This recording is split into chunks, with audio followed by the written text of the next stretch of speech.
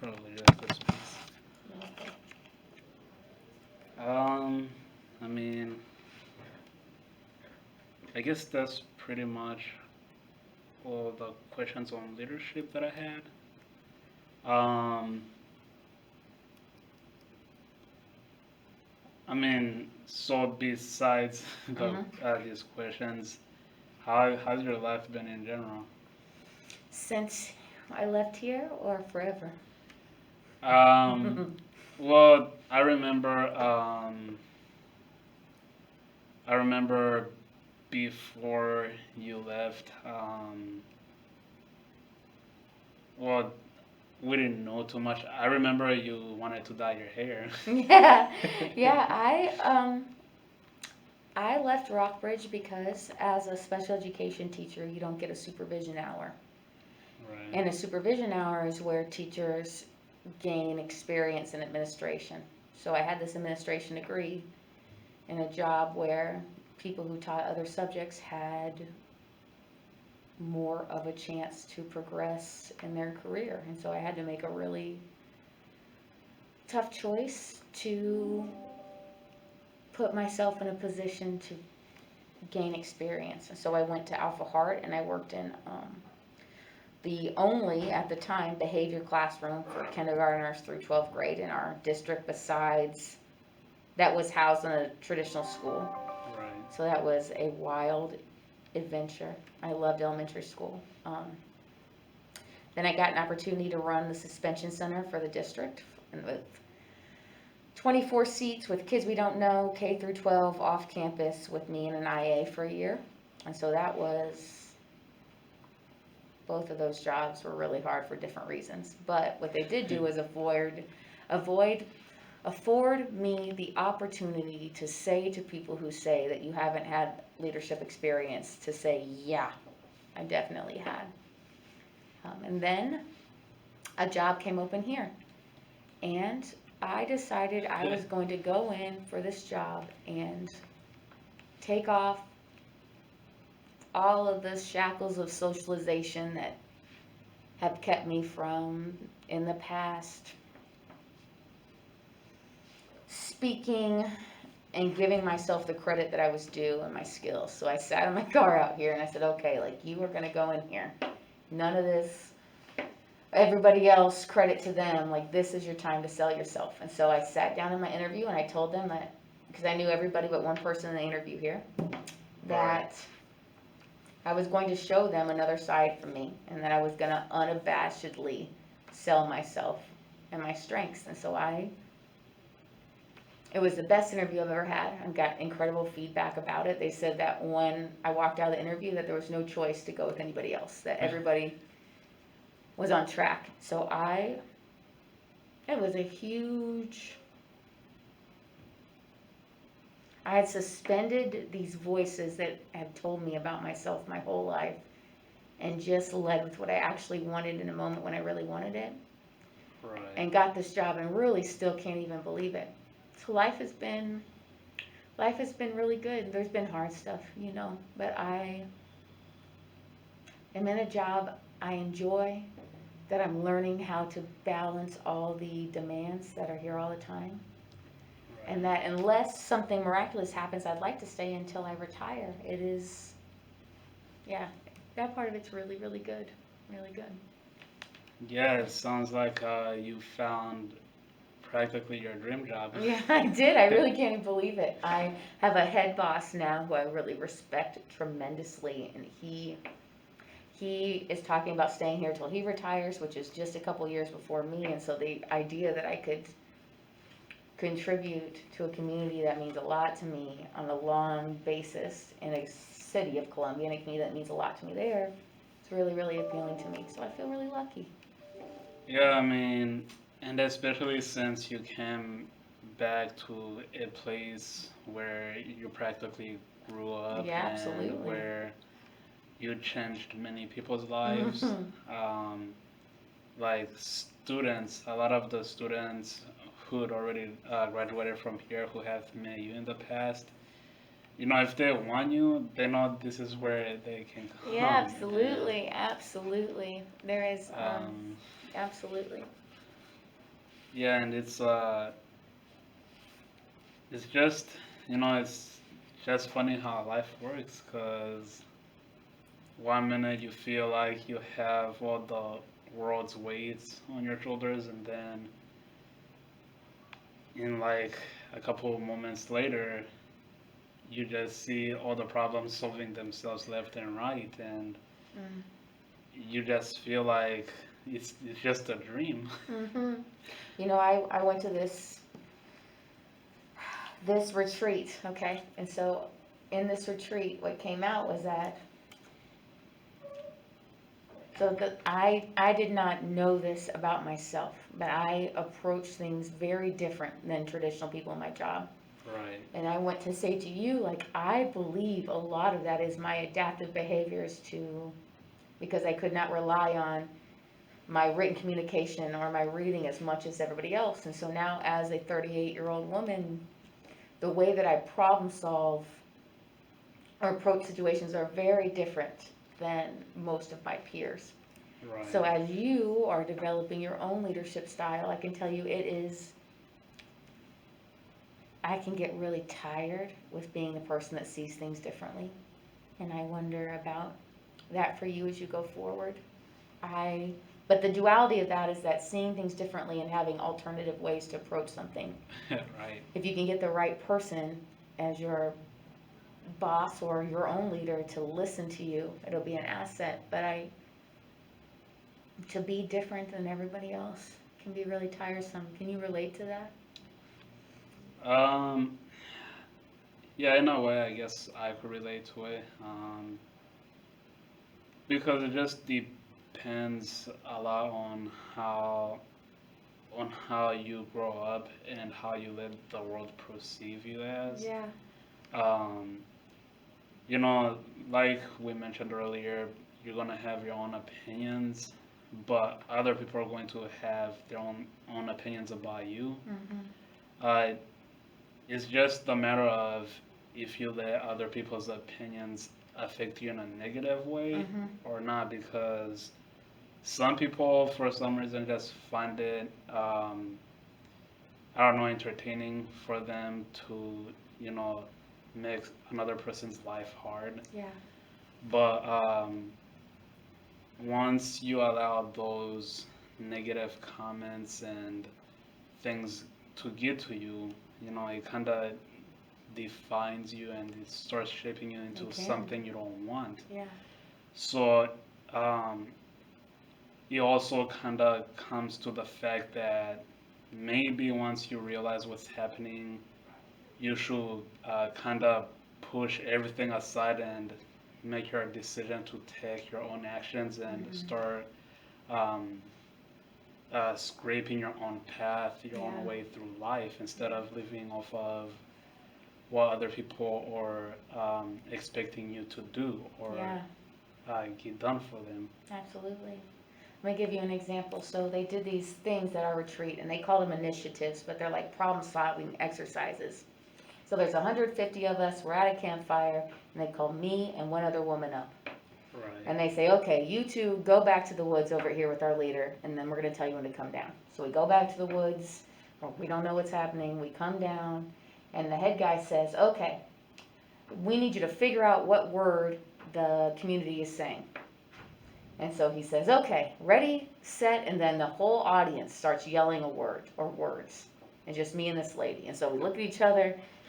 They say it one time, we look at each other like, we don't know. And then we say it again. And I did it a second time. And then I looked at her and I said, let's go into the audience because we've been on teams. And I thought, if I can get in between two of my team members, I'm going to be able to get down and like hear exactly what they're saying. So we go out to the audience, we have them say it, and sure enough, what they've done is they divided the audience into three groups. Each one of the groups is saying a different word. One is saying but, other one's saying tur, and the other one's saying fly. And so at the same time, it sounds like a grumbled mess. But Right. so I'm in the center of my group, I hear them say but, and I'm like, okay. So I bring it back to her. She's heard them say fly. And now 150 people minus the two of us have said a word twice that we've now figured out immediately. So we do this, and the coordinator, who's been doing it for 36 years, says this is the first time in 36 years anyone's ever solved the problem that way. I had another instance like that, and then another instance like that. And I can't help but think that, like, it feels nice to have solved something different than anybody else has ever.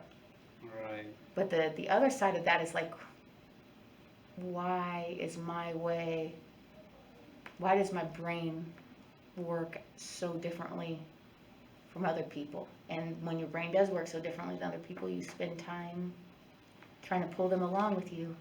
Like, trust in me, believe in me, come with Yeah. me, you know? So it is an asset. It's also, that's part of leadership though, is that your strengths, your weaknesses and your strengths are almost the same thing. Right? Like my thinking outside the box is a strength, but it's also a weakness in that it makes me doubt myself, that I have to pull people along with me, that I have to convince them to trust me, to think differently, that Right. assumptions that they've had every time I have to challenge by being there. That makes my path so different than other people. And I guess that's kind of, what leadership is looking at your strengths and your way and seeing if it inspires other people to get behind you. Yeah, and I think that sometimes people spend too much time trying to impress other Oh people yeah. that they forget to, you know, double check if they're living life the way they should. Yeah. Um, I feel really lucky that way because I never really did things right the first time. You know, right. so I'm so used to it not for it being messy. I think a Yeah. lot of leaders are used to it happening the right way, like they did school traditionally the right way. They're straight A's, and so different for me that I have grown to expect the bumps instead of expect the smooth sailing. Right. Mm. Um, yeah, I mean, life is just sad because it's hard to just sit down and just watch your life going downhill and feeling like you're hopeless, you know, Yeah, you have nothing to do about it. yeah. And I always say that, you know, even if there's something you feel like you can't physically or mentally solve by yourself, you don't have to solve it right away. But simply doing small tasks, doing these small things like Mm-hmm. sitting down with somebody and just talking to them, you know, it could really bring back hope, ensure you that, you know, it's not over yet. You know, Yeah. it's not the end of the world. This is just a small obstacle through life that you just have to overcome. Mm-hmm. I always think life doesn't get easier, but we get better at dealing with it, Yeah, right? Like losing someone doesn't get easier, we get better dealing with it. As you get older, it's not less stress, you just get better at dealing with it. Yeah. yeah. I mean, life is not meant to be easy. Mm. You just have to learn to see the situation and immediately come up with a way to, you know, deal with it. Yeah. Um, you know, the final decision you make to deal with it might not be Mm. the perfect solution. It might not be 100% what you wanted, but at least for that moment being, you know that for now you're okay.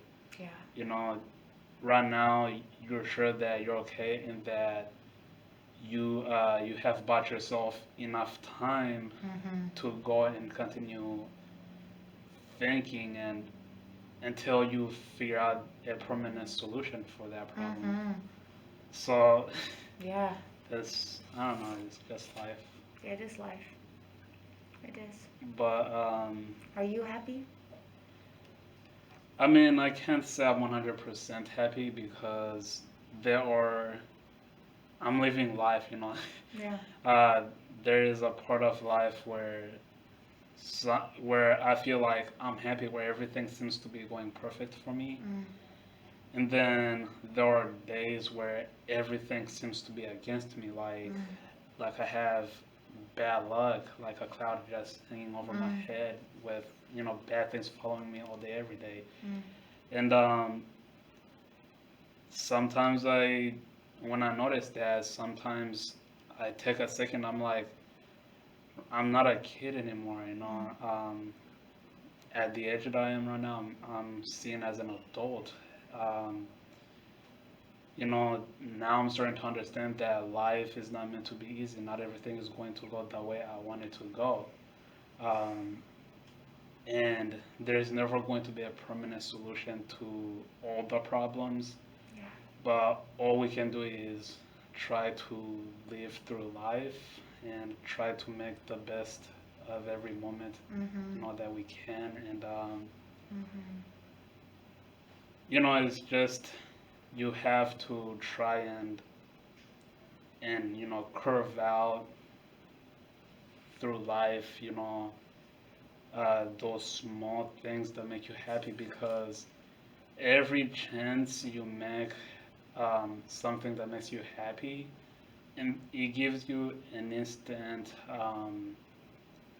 you know, that small light in your chest, Yeah. that gives you hope, happiness, and joy. Mhm. Because that's something rare. It gives you something to look forward to in the future. Because something I could kind of compare it to is that, for example, this is just an example, like in America, um, America is a big nation, very advanced, very developed. For small countries or nations on the outside who are, like, for example, poor, or they don't have enough things to keep their everyday life happy, they have to work hard every single day in order to make a living to To have survive water each to day. survive, right? So if you're a kid or a person who was born in a family that's already made, if you were born and instantly bathed in happiness, and you're always happy, you're never gonna know what it feels like Mm. to be on the downside, to have absolutely nothing. Mm. So once that one day comes and then you lose everything, it's going that moment is going to hit you way too hard, and you're not gonna know how to react to it, Because you don't have experience with because you hardship. don't know what it feels like to have nothing. You don't know what it feels like to be at the bottom. Yeah. To So fail. I always say that I rather feel pain than no pain at all, Mm. because I rather feel pain because, for example, if I have experience with something, if I experienced pain in the past, and then sometime down the line in the future I feel pain, it's not gonna be too big of a deal, because I know Mm. that pain is temporary. Right. But if I never experienced pain, and down the line something very traumatic happens, I could be heartbroken, and it could be the smallest thing. I could be really, really heartbroken, and I could lose trust for everything Yeah. and everyone that I know. But for those people who've experienced pain before, they could look at what problem you're dealing with and be like, "How are you feeling like that right now? I mean, it's not it's not that big of a deal." It's But not going to stay forever. see, you don't know that because you never felt that feeling before. It's Mhm. something new to you. My mom always says, first she says the Buddhist got it right, but she says nothing is permanent. Not joy, not pain, nothing. Nothing stays the same. And so whatever it is, it won't be around for long to appreciate it or to move Right. through it. Let me see who's here. Who is it? Who is it? Oh, I'm strapped up. Okay. Okay. Oh, I have to go, Marvel. I'm supposed to be in a meeting at 1. Yeah, it's okay. I understand. Hopefully we could talk more. I would love that. I would love if we actually could have a meal together. I know Larson wants that too. Let me pull this Zoom up while we're getting that going. Okay. So my meeting is via Zoom. Are you zoomed out? Have you been Zooming? No, I'm not really. I'm not really good with online things. Oh, you can be good with anything you want to be good with. Well, You know I that. just see. Like I mentioned, I'm not really a person who likes to sit in one place. Me neither, but I have to sit there to get everything else I want. Let me see who's out here. Yeah. I need to say that, oh, wow. You wanna bring Xavier, huh? You can bring Xavier. How you gonna get him to sign it? You want to scan it over there or what? I'm taking it over to him. Okay, cool. You get him to sign it, I promise I'll sign it for Xavier's people to sign it. I'm the one to sign up. Huh? How did you sign it first? Why? So Are you afraid they won't? Yeah. Like if they come over without a sign, then I'll take them with a sign. Oh my God. If he gets, Mobley, this is Adrian. Adrian, this is Mobley. Mobley's one of my former students. Hey, what's up? Sure. Okay, Adrian.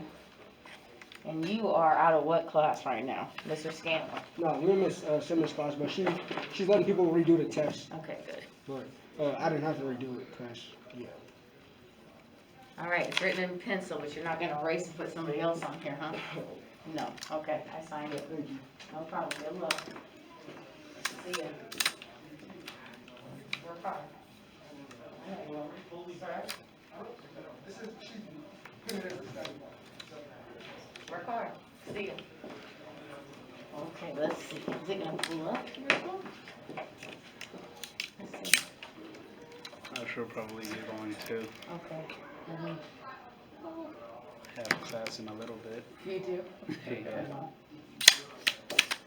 When the one that was doing it like,